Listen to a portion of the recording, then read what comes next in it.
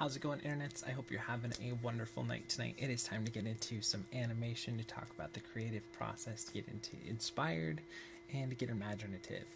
Today's inspiration comes from the wonderful master of appeal, Freddie Moore. Some would say that he's the sole person who's defined a bulk of the Disney style that everybody loves. I'll just go ahead and run a little bit of this clip that I found on YouTube, and I'll link it in the information below if you're not familiar with some of his animation there. And then I wanted to read a couple of, there wasn't too much that I could find for quotes from Fred Moore. Unfortunately, he died in a car crash in 1952, so that was kind of when animation was still in its really fledgling form and just coming into its own. So unfortunately there wasn't a ton of stuff with him, but there were lots of the 9 old men who worked with him, so they were able to talk about him a little bit more and some of the things. But a couple of the things that they could find that were attributed to him were when he was talking about audiences, he said that they love to see drawings move and to see characters think. Remember that. It's what they like to see in our scenes. We should always let them see what the characters were thinking. And then a couple of things that Frank and Ollie wrote down that they said was really important to Fred Moore when he was doing his scenes were these: appeal in drawing, staging, most interesting way. Is it the most entertaining way? Are you in character? Are you advancing the character? Is it the simplest statement of the main idea of the scene?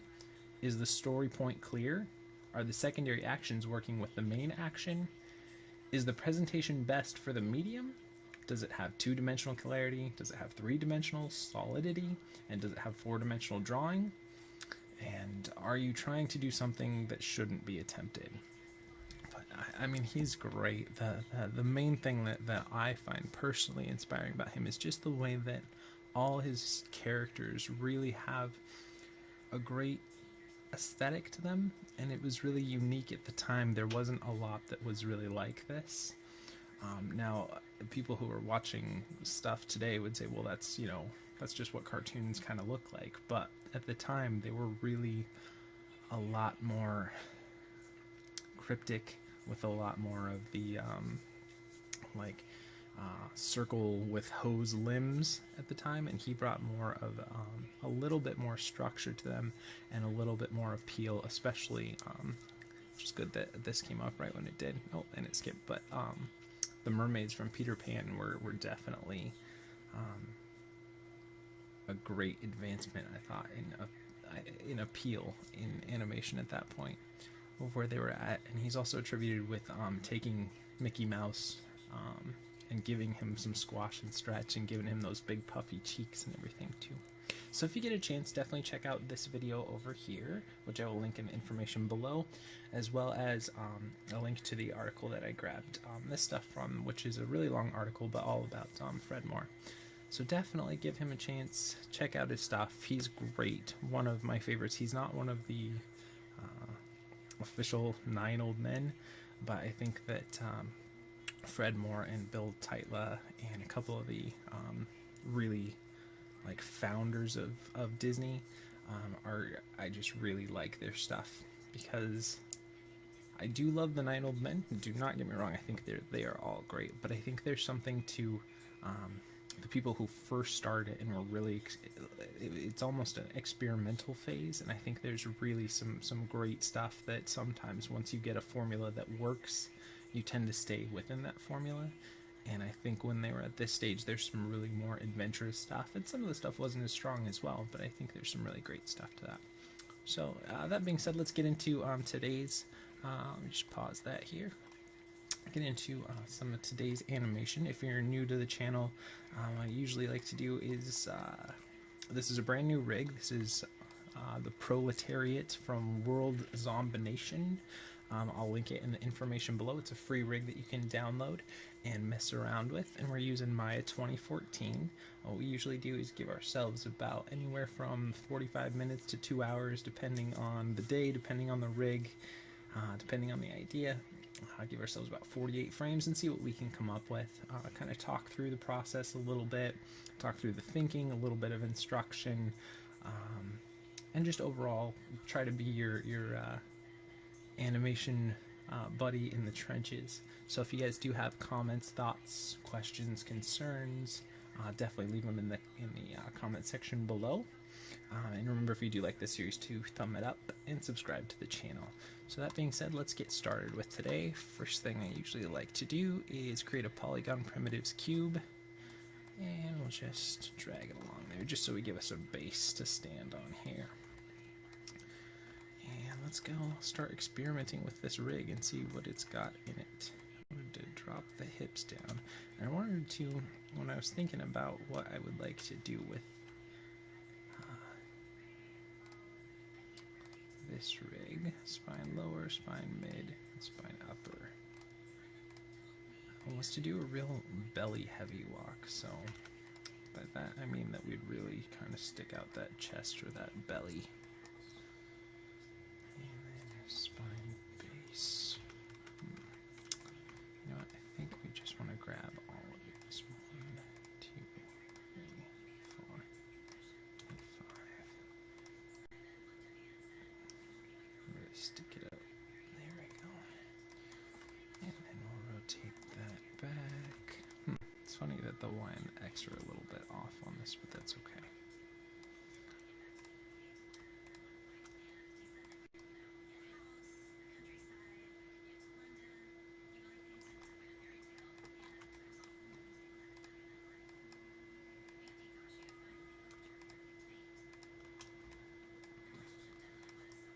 I just want to try and get a nice appealing pose if we can here. I think that chest, we want to zero that out here.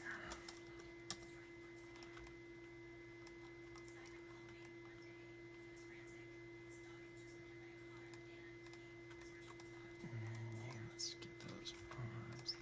Oh, that's the clavicle, so we want the arm here.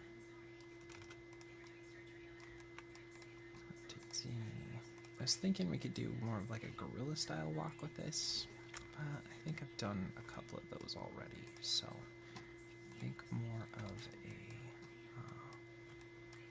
puffed out chest or puffed out belly. I wanted to do more of a belly, but it looks like it's got a bigger chest than belly, so.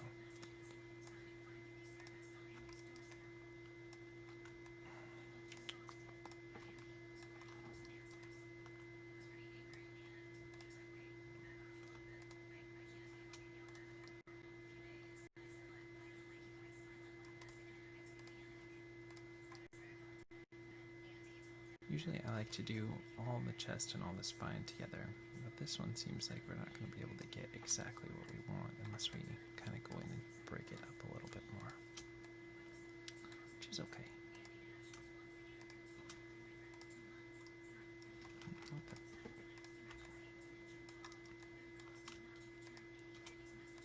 I should just really stick with more vanilla walks for this. It would make it a lot easier.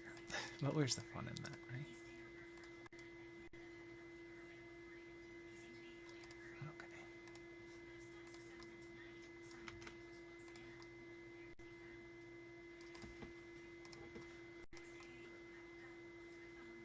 Why is there like a break between that and the rest? I don't know. I'm gonna ignore that thing for now.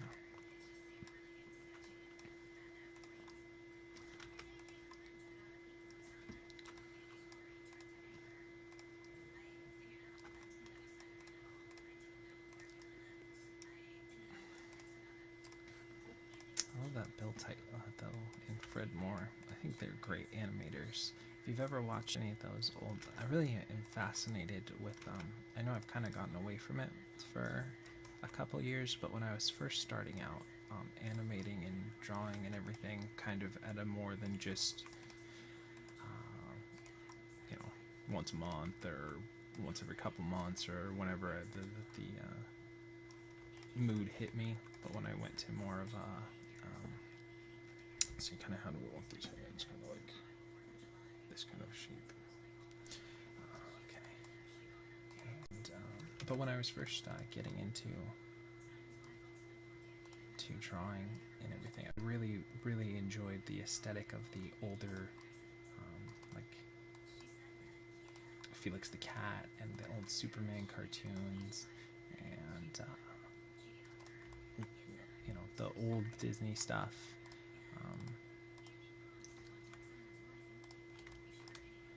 I just think there's something that's really nice about the appeal of that kind of animation that isn't really alive in too much animation today, because most of the stuff is done through not completely hand drawn anymore like it used to be, which is okay. Again, you see me doing these animation tutorials, and these aren't hand drawn either, but I really love to draw. That's what I spend most of my time doing these days, which I should do more drawing videos instead of 3D, but that's okay. There's a lot of people, I think, who on YouTube are doing drawing stuff, but I don't think there's too much for 3D animation where there's besides just large studios doing it. Let's do a little bit of big, mid, and then tip. Let's see what kind of this. Okay, that means we want to stick these up a little bit more. Okay.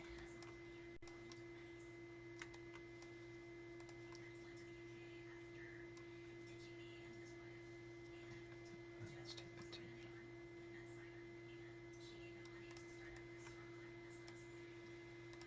We just want to get a good starting pose, a good kind of storytelling pose for our shot before we get into any real animating here.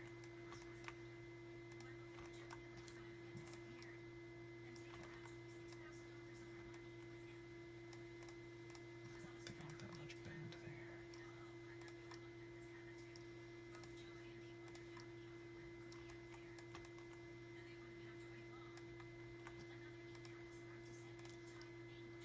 But yeah, I hope that you guys enjoy this series, and if you do, remember to throw me some thumbs up and share it and subscribe and comment about things that you like or don't like or want to see more of or less of or any of that kind of stuff. Because I know when I was first learning, there really wasn't a lot of tutorials and stuff for just aside from, you know, if you went to a school, there wasn't a lot that was just readily available. And I'm not saying I'm super epic professional level, but I think for people who are just beginning or even intermediate, and probably some at least just to inspire to keep working every day for advanced users and everything too. So I hope that helps and that idea is across. It's one of the reasons why I chose doing this over doing drawing videos on YouTube, because I think, and I probably will do some just because I love to do it as the channel grows and everything. But I think there's definite value in putting this stuff out there for basically for free, because I know when I was first learning, I struggled a lot with just learning the program and getting around and not even just getting to like a stage about really worried about polishing, but just getting into the program and not being intimidated by Maya and getting to that point where you could actually play around in it. That took me definitely a while, so if you're at that stage, don't worry. Eventually, you'll get to the point where you're a lot more comfortable with it, and it'll be much more of a playful and an art form rather than, what does this button do? How do I get this to move? Oh, I got it exactly where I want it, so I don't want to really touch it because I don't want to mess it up, because I don't know if I'll be able to get it there again, and getting so precious with your work just because I didn't understand it as much. And I think that's an interesting sort of topic to talk about as well, is not to be too precious with your work, and that's difficult, especially if you're just starting out, because you only have, let's say if you're drawing once a week, that's only 7 drawings a week that you have, so of course you're going to want to be precious with those 7 drawings, because that's it, and that's probably more than even, let's say you're only drawing once a month. That's like, how can you not be precious with that? But you have to get to a point where if it's something you actually want to do, that you're doing it often and you're doing it a lot, and as you're doing that, it's going to become, you know, when you're doing, say, 7 drawings a day for a year, that's a lot more drawings, so you don't have to worry about every drawing being I'm not saying you don't want to make it your best and do your best work with it, but you're not so attached to it that you can't go, you know what? Yeah, I spent a couple hours on that, or yeah, I spent 20 minutes on that, but you know what? It's not as strong of an idea or anything, so let's just toss it. And I think that's kind of another one of those things that I want to hopefully show and exemplify in the channel as well. So let me know if you think that I'm doing an okay job on that, or if I could do that better. In that, yes, 3D animation is can be tough and can be kind of daunting and everything, but I think there needs to be some element of still acting and spontaneity rather than completely planned out and everything, which is one of the things that let's go ahead and save this file. Save scene as, and we'll just call it Zombination Walk. Takes a second here.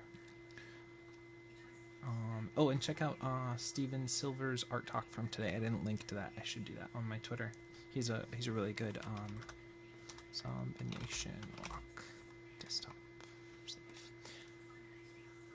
And continue. Okay. But he and Will Terry and Kevin Cross and Proco and a bunch of great channels that I think are really, really good. Can't tell if that's a deformation in the rig or if that's supposed to be there. Oh well. Guess we just go with it. Okay, so we're gonna grab everything here. We turned off everything except for our NURB curves, NURB surfaces, and polygons. Go to frame 1 and we're gonna go ahead and set a key. Okay, let's give us 48 frames here, so we're just gonna adjust that. Oh, if you didn't see, let me squish this down. That's 48 frames here. And switch it to total window that we're going to look at is 48 frames for today. And again, sometimes I wish I could go longer. And I mean, I guess I could, but I after yesterday's video, that took a lot longer than I was kind of hoping it would, just because there are some little hiccups. I try and keep that within. It gives kind of a good time range for these videos to last. So we're just going to build in the foundation for the walk here. We're going to keep it on 12s just so that our timing is kind of easy to work with here. Let's make sure that this...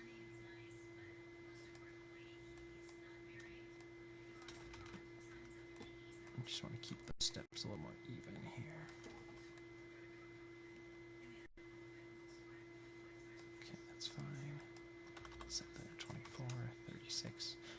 I'm sure that I got to work on talking about a subject and also working and not losing that train of thought while focusing on keeping the work good as well. And I think that's one of the big challenges for me, but I think that's also one of the things that makes the channel hopefully more interesting, is that you're like over the shoulder or in the art room with me, or however you want to think about it as. Okay, we got some of the basis down here for it. So let's get into Window, Animation Editor's Graph Editor. Let's get into our Translate Z.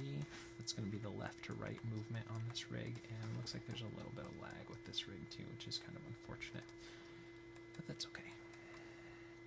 It just means that animation isn't going to play completely 100% back at speed for me, but it should be okay for watching the videos from what I've been able to glean from the past few days of experience with that. Okay, I think I want this foot to be, them actually to be a little bit more forward here. Or we could just pull the hips back. I guess that would work too. Just so they stay a little more balanced. So let's see. Got 12, that's fine. 24, that's fine. Okay. Let's go and watch it.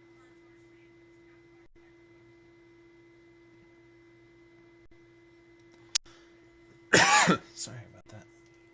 Okay, now let's go ahead and get those passing positions in.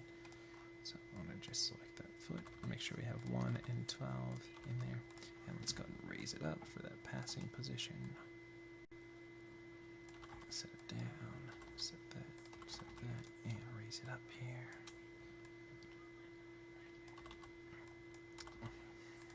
Yeah, I hope as I'm working on this channel, that it becomes a good resource, at least community tool for the animation community, to have a place where every day there's somebody talking or bringing about subjects, and I hope to integrate more viewer or user stuff or things so that oh yeah, that's gonna be distracting. What's that then?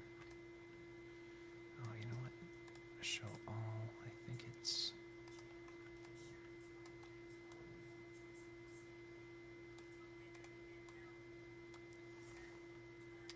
Let's see if we can't get into the geometry of this thing. Let's hold that off for later. But I think I can do it. Let's... Yeah, let's try and approach it now. A window, outliner, biped rig, geometry. Let's select, right click on it, and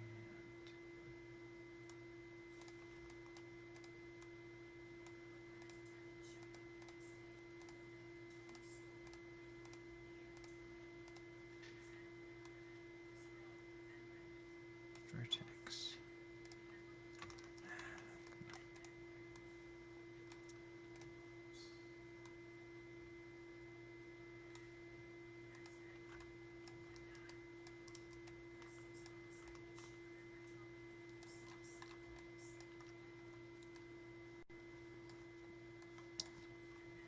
Thought there would be a way to delete the vertex here.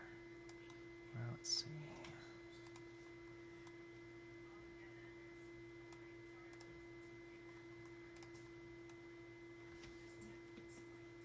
Edge.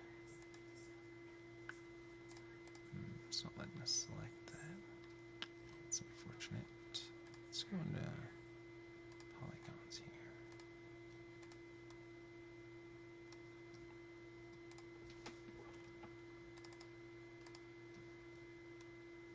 Face, can we select faces? No, they must have it all locked down. It's kind of weird that those are sticking up.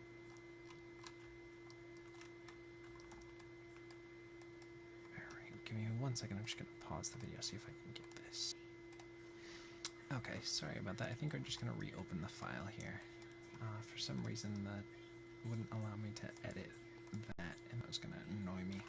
And I figured we were still pretty fairly early on in the cycle of that video that if we couldn't fix it then, maybe just reopen it. Maybe we can get it better this time. And plus, we're going to be a little more familiar with the rig, so again, sorry about that, but I think it'll be better in the end. And don't be afraid to do that in your animation too, just like we were talking about a couple minutes ago, which is probably more minutes ago for me than you, since I just paused the video. But don't be too precious with your work, i.e. that was, what, maybe 10 minutes that we spent with that? But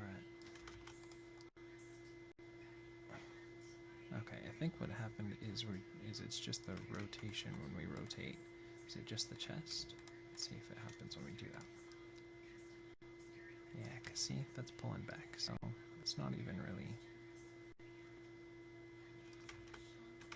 Well, I would like to get that chest up. Is there any way to do that without getting that deformer back? Let's see if we can do it by pulling the head back. No? I think we can get past it.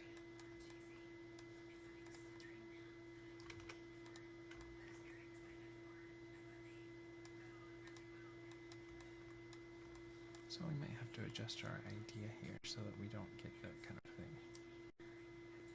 Because we're getting too much of a deformation there.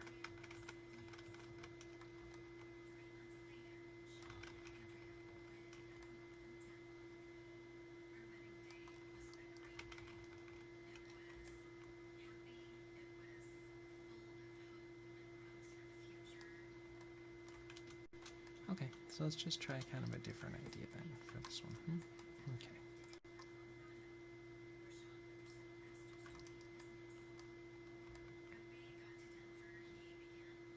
Because see, there's just this one topology here that seems to be off a little bit. If you can see that what I'm talking about. So let's go a different route. let's switch this to... I don't like that one. I like that other character. Well, let's do this one. Let's do the spitter. Okay. And for this rig, it's really cool. They have this option if you select the character control. There's different characters you can do. So that means that you can transfer the information between them. Now, the thing I didn't like about this is the tongue, so we'll have to figure out what we do with that. But it's okay to continue to play up our different ideas here.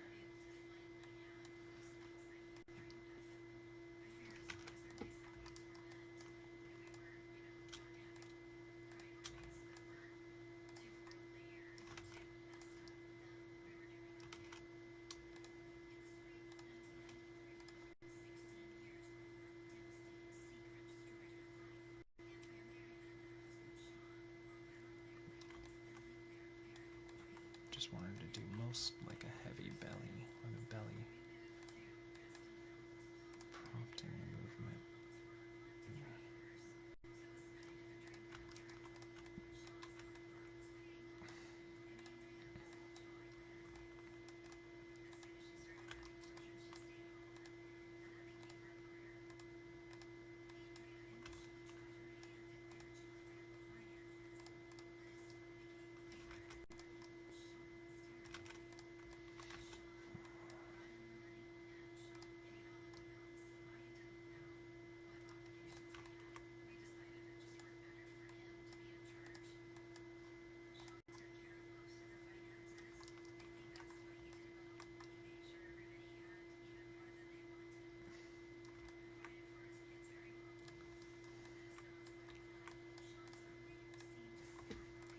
So a little change of plans with this one, so sorry that didn't work out, but there was definitely a little bit of geometry that was off in that, and that was going to distract me, and I don't think it would be as strong as we could get that same idea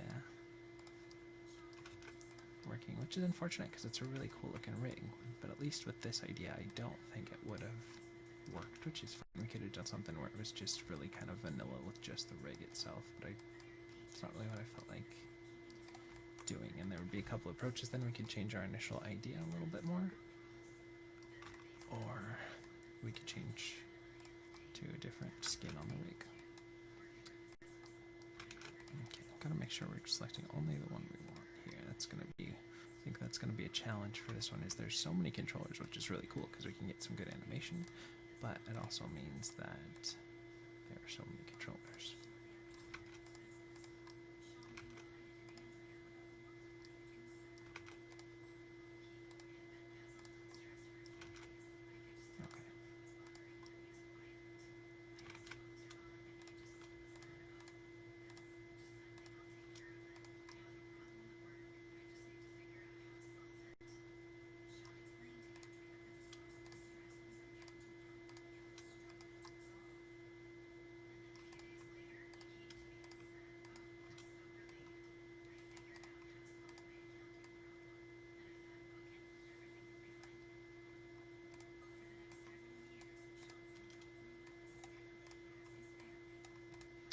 There's a rotation stand. I wonder if there's a way to switch it to like a IK tongue. Let's not really worry about that yet. Let's get the other info done yet. Well, I'd like to be able to do it. Okay.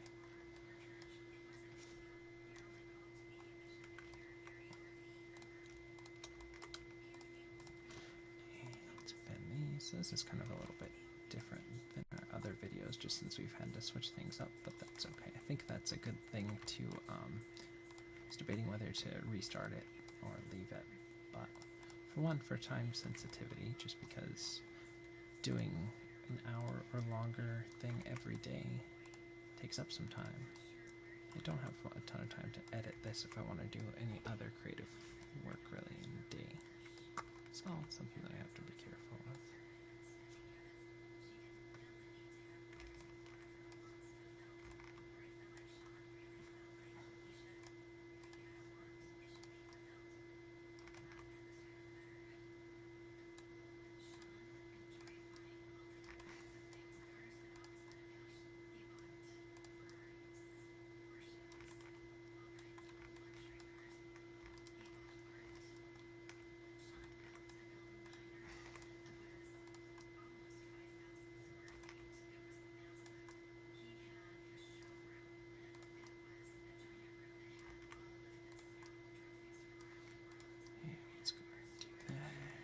Just trying to get a good hand pose here, which we kind of did these already, so we're just kind of doing that for this rig instead. And I don't think I want that thumb tip bent as much there.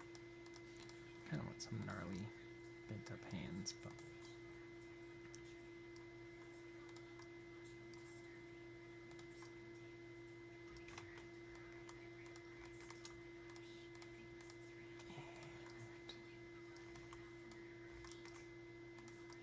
pull that over and load it.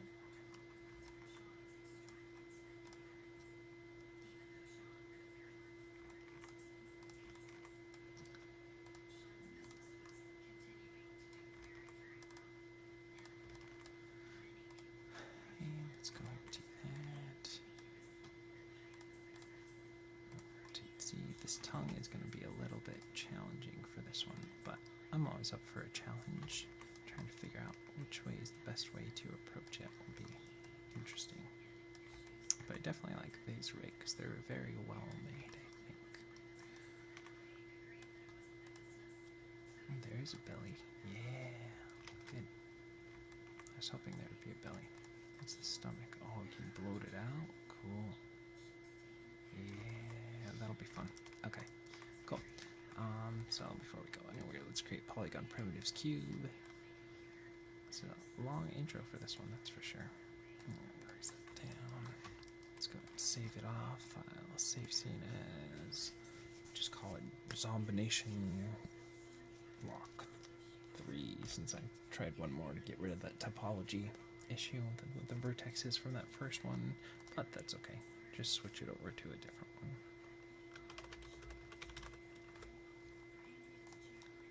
Save that. It does take a couple seconds to save with Maya 2014, but that's okay. Now we're going to have to redo the foundation for this. That's okay. And actually,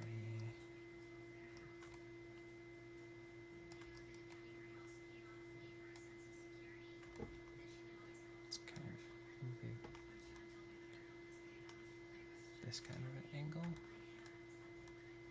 Do something where we can keep this basic pose but get a better silhouette than if we just do it from the side. I don't know if that's as strong as we could do. So let's go an angle more like this. I think will be solid. But for building in our foundation, let's stick with where we're at right now. And let's go ahead and grab everything. Let's make sure we got everything what we want. Set a key there. Again, we're going to switch it down to 48 frames because that's what we'll be working on today. And again, it's going to be a little bit of a longer video because we haven't really even gotten into too much animation yet. Just dealing with a couple technical errors and then kind of redoing some stuff. But that's okay. I think that's a good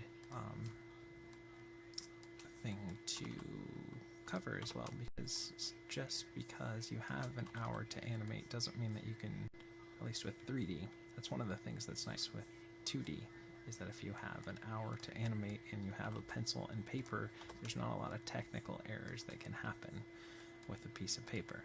But rather with using Maya or any 3D programs, you have a lot of other things to consider about. I was talking to Arbitrary Jane on Twitter a little while ago about the differences. She's a writer, and the differences between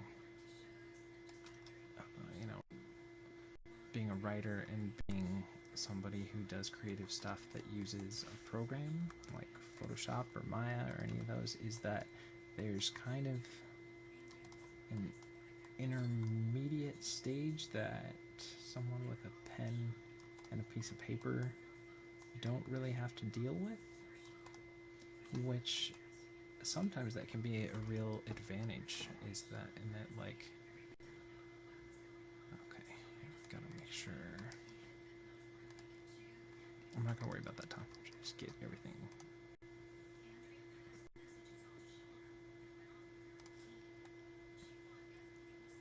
I think we need to move that foot forward a little bit more. But yeah, getting back to what I was saying, that I think there's a difficulty that people, I mean, I guess musicians to some extent, when doing stuff live, have to worry about, you know, their instrument And you know, to that same extent, you have to worry if you're using a pencil. You have to worry about your pencil breaking or not being sharp enough, or you have to worry about your paintbrush splaying and stuff. But I think there's a level that isn't fully appreciated about 3D, in that there's one more level you have to get past for creativity, and that's, you know, technical stuff, and not allowing yourself to get frustrated and trying to maintain a positive creative atmosphere while still dealing with sometimes what can be tough, like technical glitches or things that you just have to work through. And I know in another video we talked about, I believe it was Keith Sinte told me a story about James Baxter on Beauty and the Beast, and I'll just do a little recap because I'm sure I've told that story before, but I think it's a good one to talk about. It's one that I remember often, in that he was given a certain amount of time that he had to get Belle from out of her house to the little gate before she starts singing "Little Town Full of Little People," you know that song. And there was a certain frame number that he had to use, but the distance between the house and the gate, it just didn't work. Like, it was literally going from, like, he had a chance to do, and this is just trying to remember off the top of my head while doing this, that it was changing, like, maybe time and space to realistically, physically cover maybe 2 steps, but it would be, you know, maybe like 12 steps worth of movement. And so, you know, trying to fit that all in and cutting frames and everything, it either just wasn't looking right physically, or the time wasn't right and all that stuff. But the thing is, you know, that's, the director gave him, that's what you have to do, and you have to make it work because the audio track's already cut, all this stuff. This is what the time allotment that you have. You know, maybe there was a frame padding of 3 or 4 frames they might be able to cut from somewhere else, but you know, it wasn't like you get an extra 4 seconds to get this to work. You just have to make it work. And so what he did was, I don't know, this tongue's going wonky, but we're just laying the foundation here, was I don't believe she had it before, or if she did, she at least wasn't using it this way. There's a little bucket that Belle carries in that first, in that shot, and as far as I know, that wasn't there before, or at bare minimum, all she was doing was just like holding it by her side with a light swing or anything. So what he figured out to do, because he had to get this to work, and it was kind of not really possible, was he had her do a spin and swing the bucket right in front of the camera, which gave a swipe frame, so it wiped the whole thing. You wouldn't be able to see her at all, and then when she came back, she was in the spot that she needed to go. So it created kind of an optical illusion where I might be right here, and I put my hand in front of the camera, and then I'm right here. And that was definitely thinking outside of the box, making it work, using whatever time and frames that you're given to just try and get it to get things to be what you need them to be. And I think that's a good lesson. It's one that I think of often in my head. I think, you know, just put a bucket in front of it. If it's a tough situation, if it's something that you just have a certain amount of time to do, whatever it is in life, I really have started to adopt that sort of mentality of the, well, this is not what I expected, this is not what I really needed for right now, but it's what I have to deal with. So when in doubt, put a bucket in front of it. And I think that's a good way to approach, especially with animation. And I think that's something that that I'm a little jealous of, because I think a lot of other creative people don't have as much, unlike animators do, don't have as much of a tongue roll, no, tongue stretch. There we go, we can shrink up the tongue a little bit. Now can we take the jaw? Is there a jaw controller?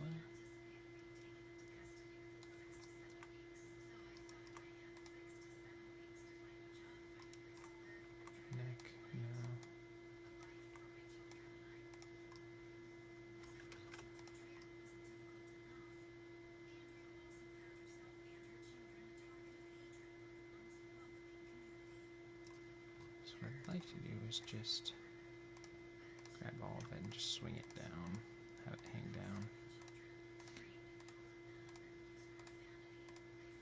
And I'm not necessarily wanting to get all the animation laid down, but it's too distracting to not get it somewhat figured out right now.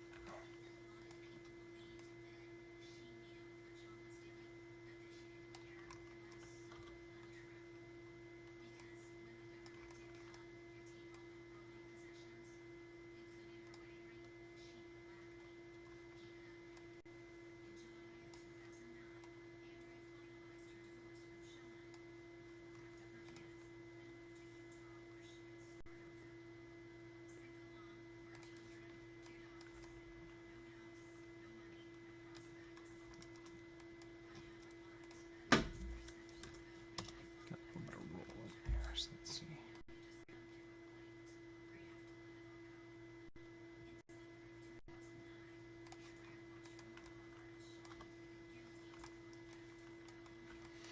Let's go ahead and create a new layer for this just so I can grab what was the tone that I had. I think it's this.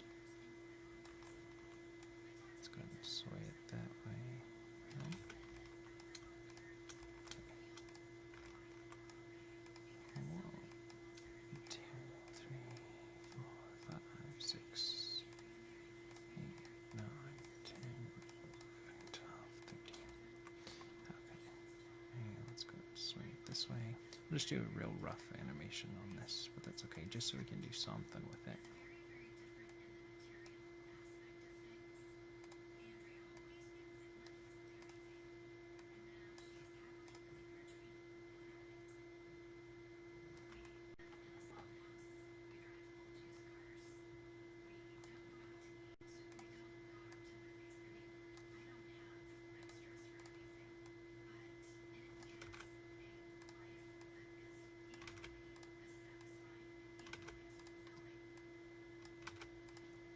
So we can get that tip of that tongue to kind of sway back there.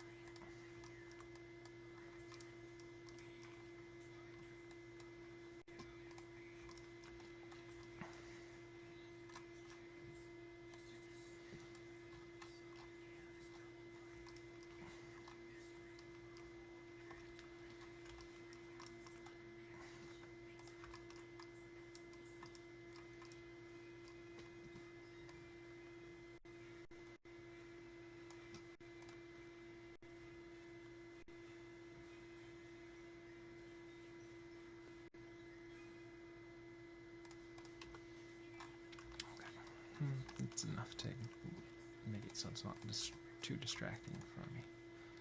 Okay.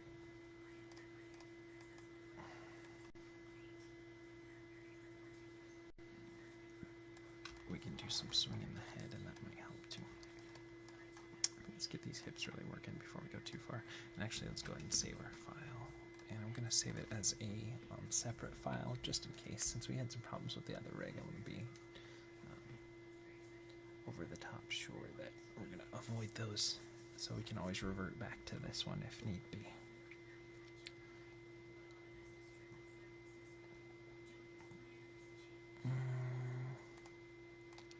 I thought I did 3, but whatever. Just call it. Okay. And let's get some rotate Z in there. Rotate Z in there. Rotate Z in there. Rotate Z and back again. And let's favor that front forward step a little bit. So we're going to do a little bit of rotate Y. And rotate Y. And rotate Y. And rotate Y. And rotate Y. Okay, so.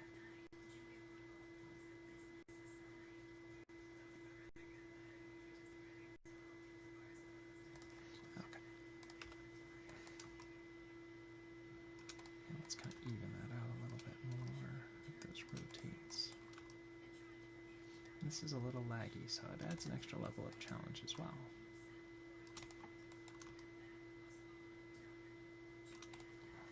Make sure we're still recording here. Yeah, we're still doing alright.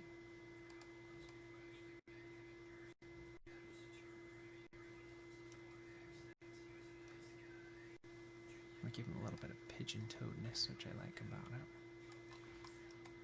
I have to figure out which controllers we use for the chest.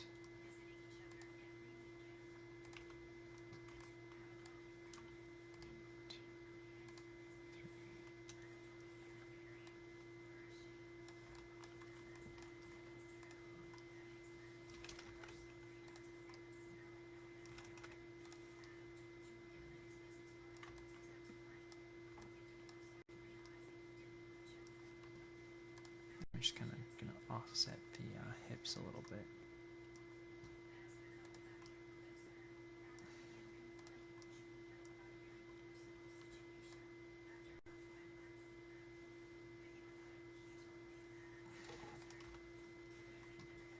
And this is the...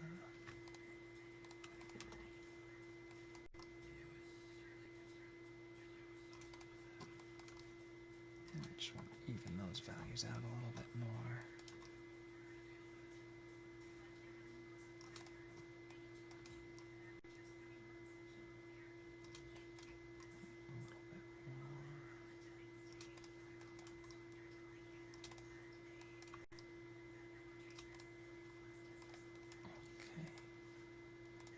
Let's go ahead and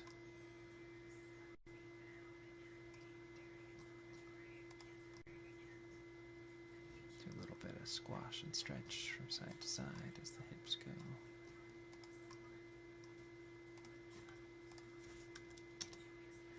Let's see.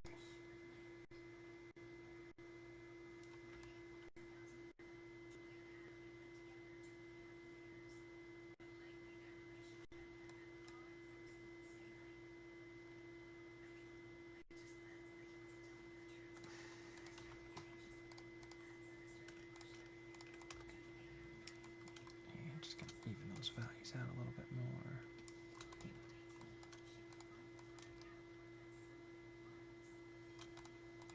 Alright, let's go and see.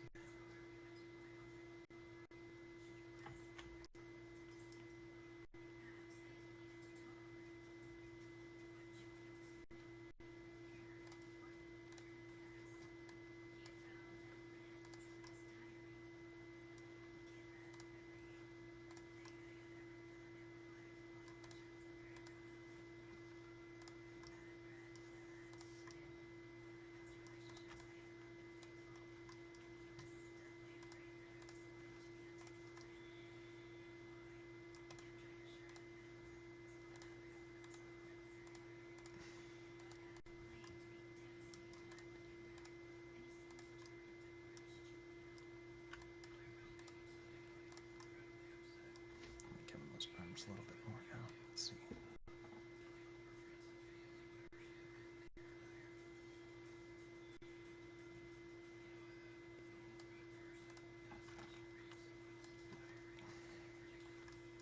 Let's see, is there a like a foot brake or something? Yeah, there's a drag on this. Yay.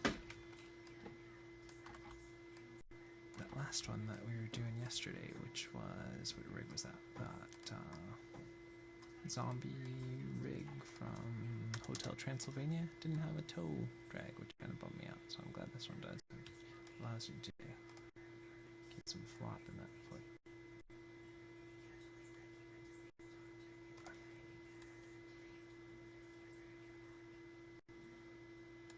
Don't think we need that much, but maybe a little bit more.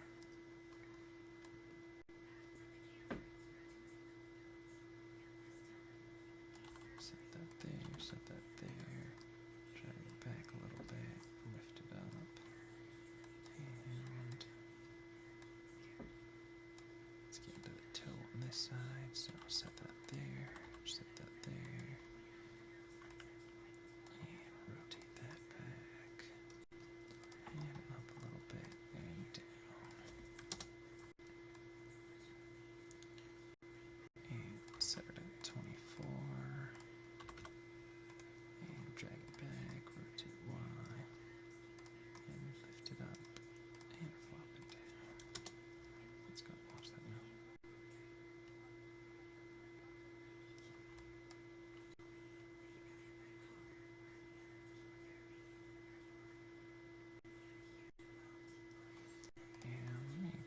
these out. I feel like the rotate might be a little off on one of these then. There it is. See? That was rotating too far back there, so I was throwing that foot off a little bit. Translate line.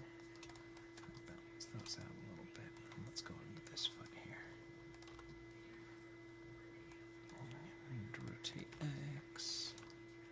Pull it back a little bit. Translate Y. Let's go. Just watch that now. See how we're doing on our feet.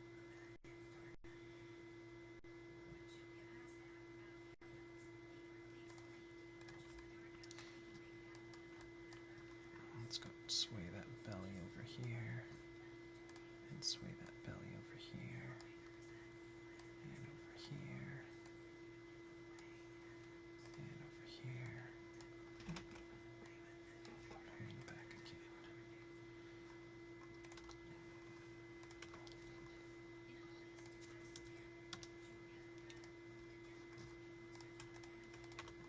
Hanging in and keep those, leave those where they are.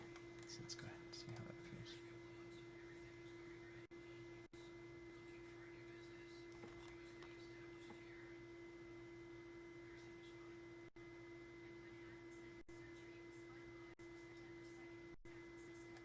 And let's add a little bit up and down on that belly, so it'll go up and down, up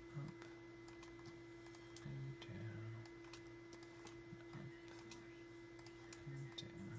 We'll probably delay this by a couple of frames as well, so it's not hitting at the same time.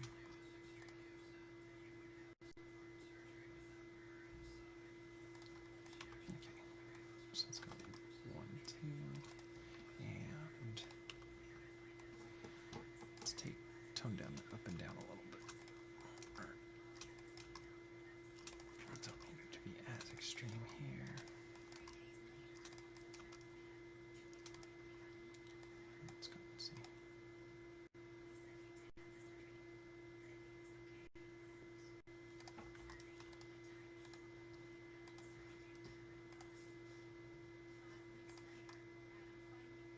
Oh, I can scale up his head. Nah, I won't do that. Delete that. Okay, now let's go and rotate. Head up a little bit. And down. And up. And down. And up. And down.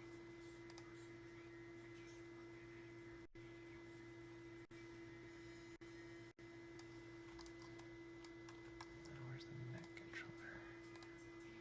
It's the neck, right?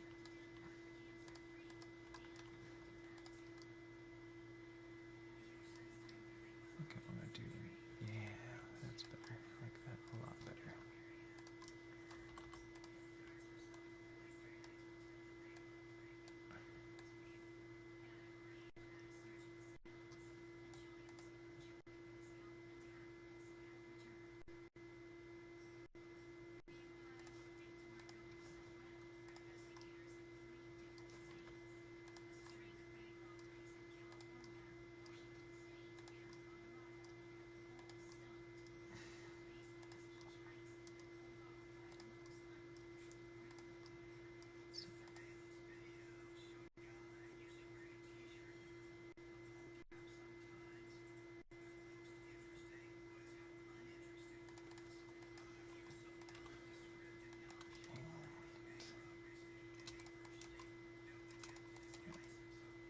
Do the opposite with the head now that we have the neck movement in there.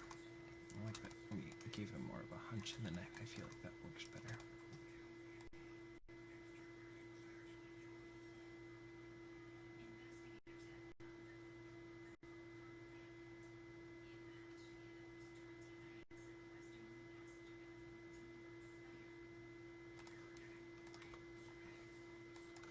And let's tone down that head movement a little bit more.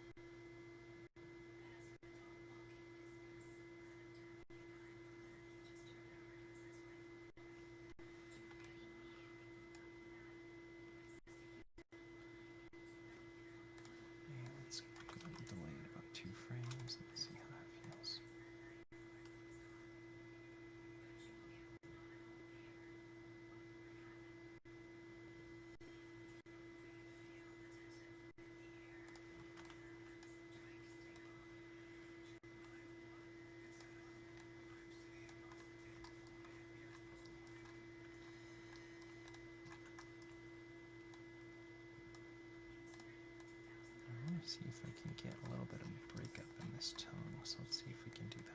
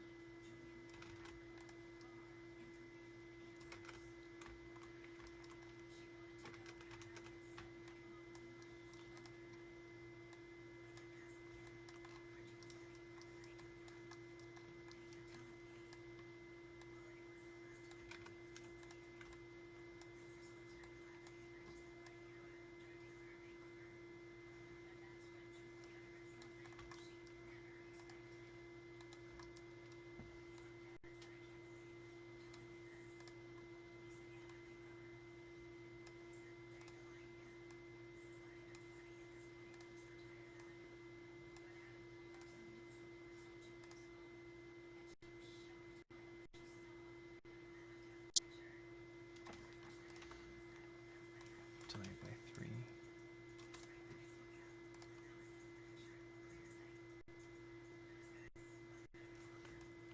Not as many controls as I would like to be able to do it, but I think that'll work well enough for me.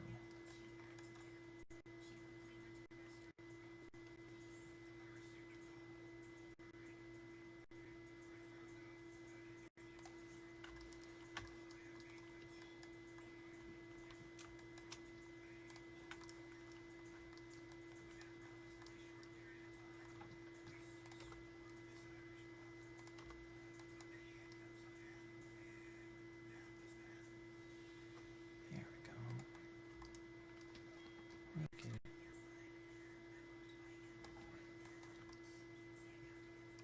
6, 18. Yeah, maybe a little bit of sway in here. Does really have that controller working funky, but that's okay.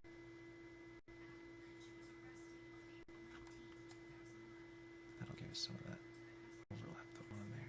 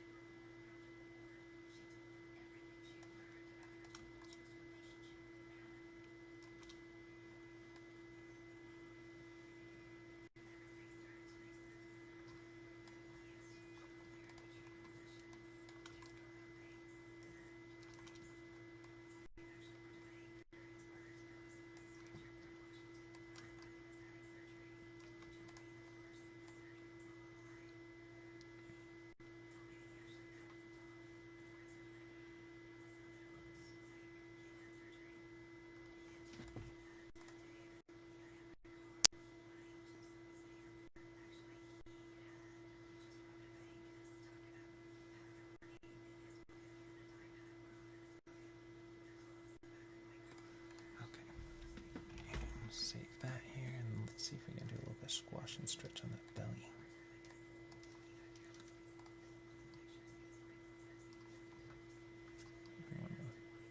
Up, down.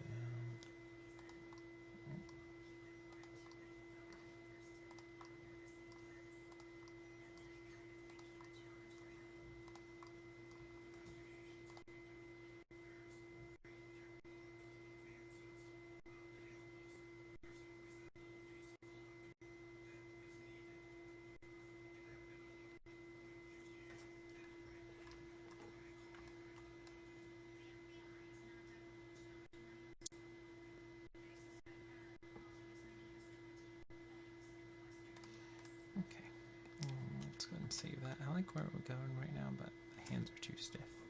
Again, we get a little bit of sway just because of the body has so much sway, but I want to do a little bit in there too.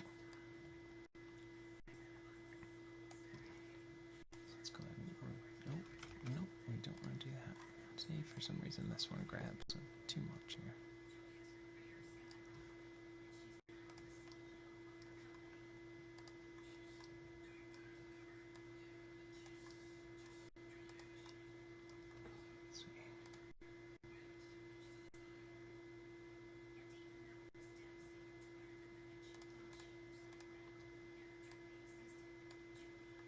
Make sure we're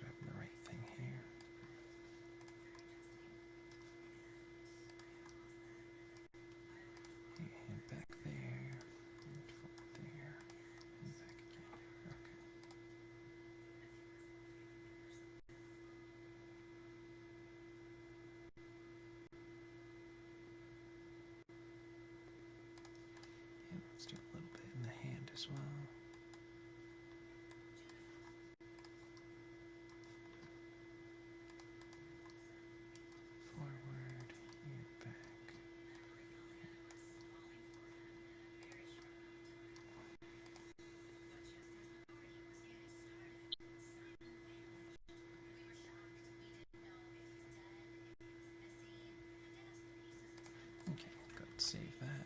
It's fine. Don't need too much on here. Just a little bit of kind of keep alive in there. I like the focus being on that belly, and I think that tongue worked out a lot better than I was thinking it was going to.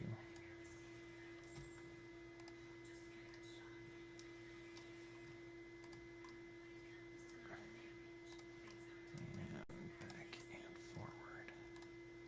And 6.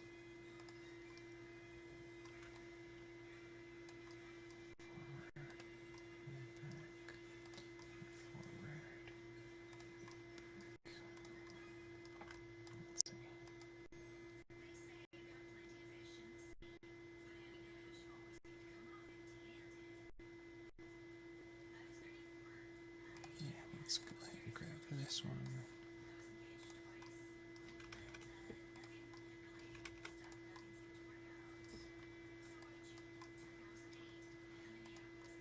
And back.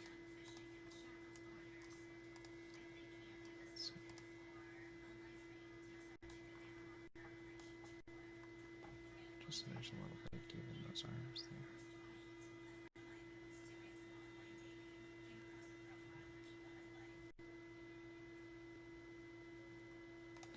Yeah, we could amp up this one a little bit more. And a little bit more wrist here. You need to do a little bit of animation in the fingers. And should we do a sway in the fingers, or should we do it? I think we should do a curl and back out.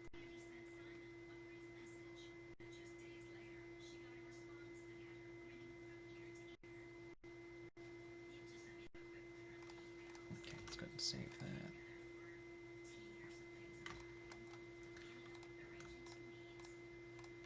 Go ahead and set what we have there.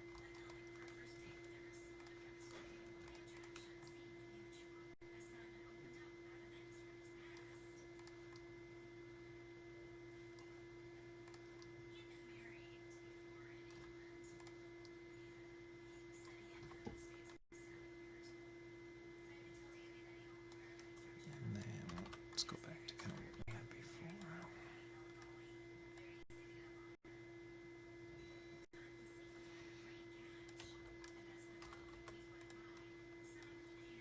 And just kind of hold those favored positions a little bit more.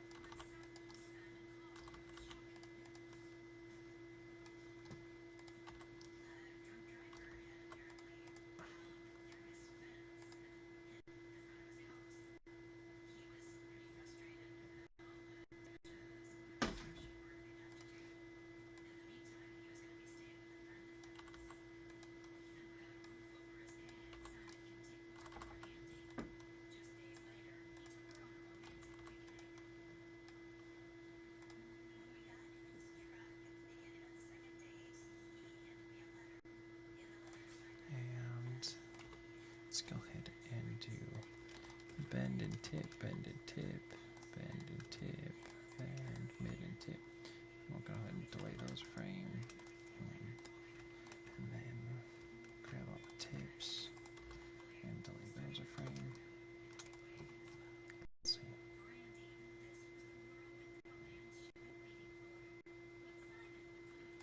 And then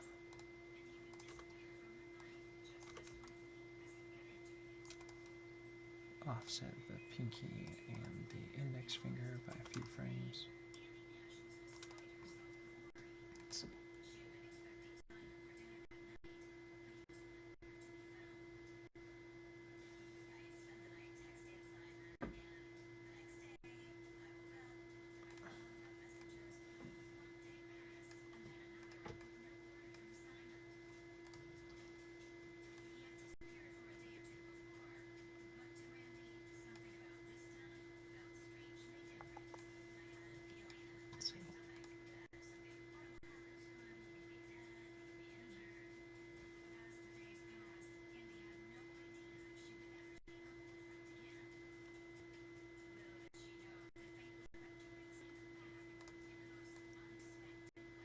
Let's go ahead and set a key there. Just feel like there's too much movement throughout. Set a key there.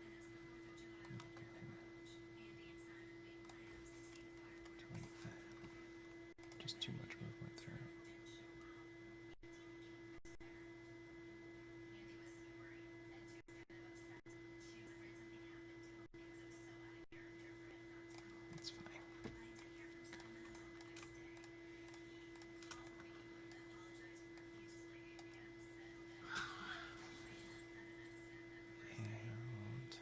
Sorry about that. That's kind of crazy. It sounds like there's a crazy cat outside.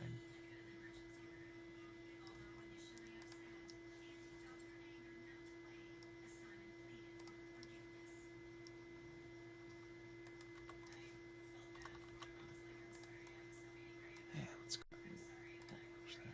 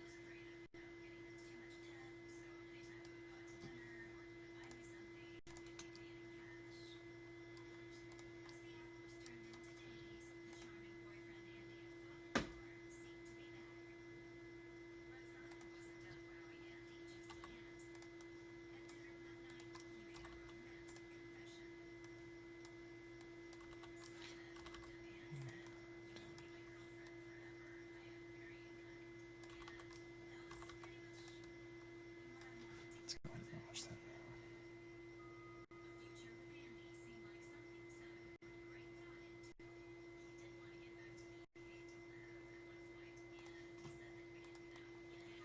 Just too much movement threads. Let's see.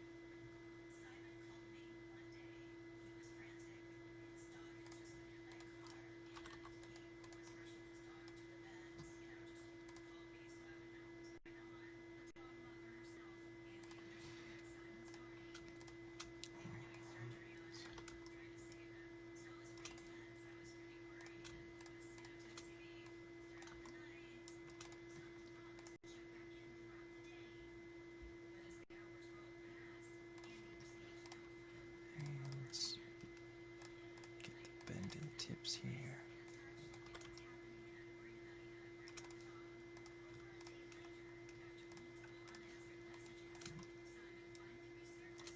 Let's see here.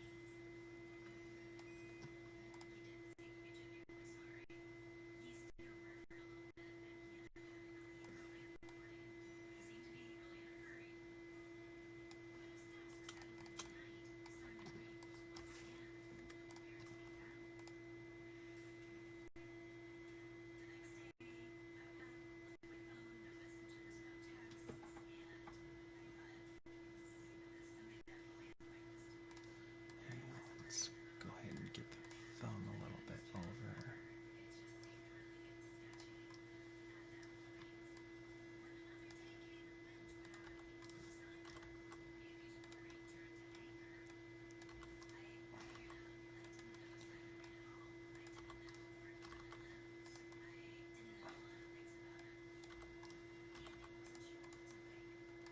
Let's go and watch that.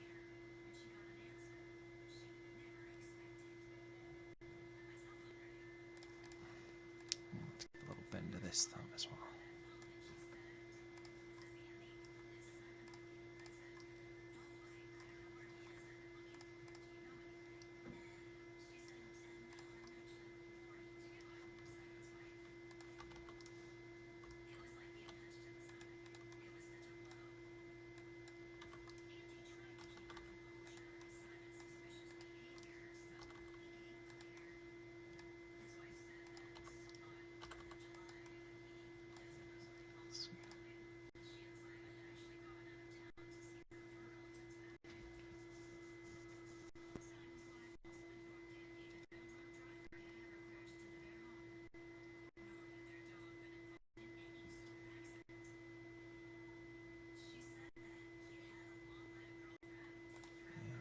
Let's go ahead and raise these feet up a little bit more.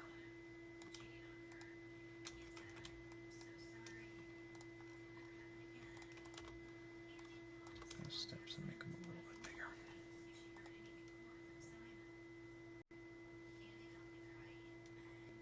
I think that's working pretty well. Here's a visit from the little meepy cat. He just wanted to play. Sorry about that. And yeah, I think we got some nice sway and bounce on the belly. Overlap on the tongue. Got a little bit keep alive in the arms, the light swing. We've got those like kind of pigeon-toed feet. A little bit of up and down, side to side on the hips. I think that's working pretty well. Let's turn our nerve curves off. Let's go ahead and turn our grid off. And let's go see if that gives us a better frame rate.